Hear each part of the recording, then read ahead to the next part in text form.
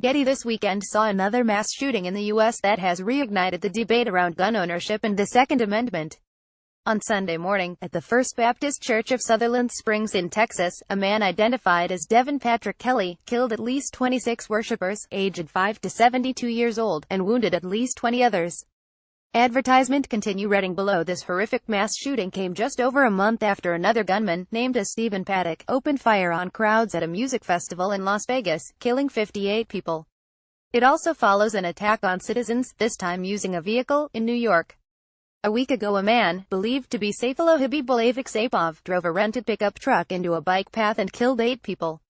Tragedy in Las Vegas. The photos advertisement continue reading below. These tragic incidents have been divisive for many reasons, one of which being how Donald Trump and the government responds to these kinds of attacks.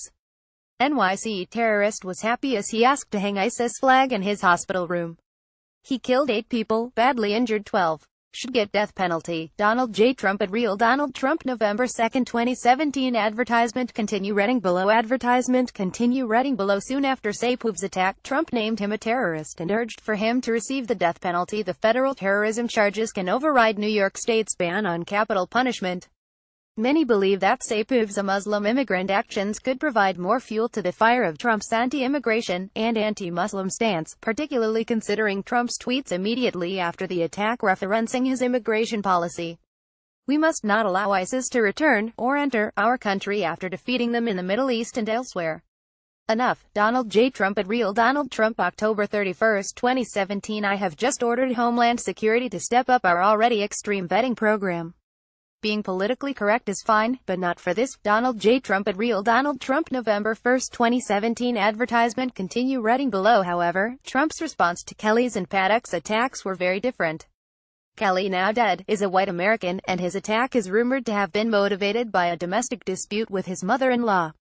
In a news conference yesterday, Trump told the press, "This is a mental health problem at the highest level. This isn't a gun situation." Advertisement continue reading below. Advertisement continue reading below. Many people are pointing out the apparent hypocrisy in Trump's rhetoric. It appears as though when the attacker is white and domestic, all he can do is pray and send thoughts, whilst if they are Muslim or an immigrant, actions against Muslims and immigrants must be taken. What Trump tweeted 5 hours after white man shot 600 Americans versus 90 minutes after Manhattan attack.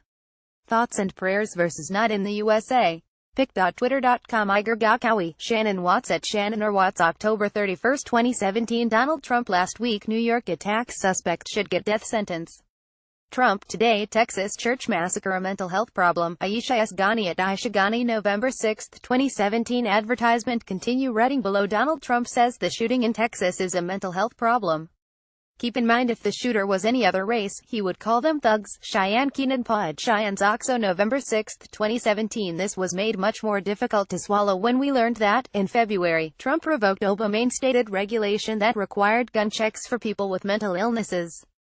Advertisement continue reading below. Advertisement continue reading below. PolitiFact says that a poll this summer suggested as many as 94% of Americans supported requiring background checks for all gun buyers.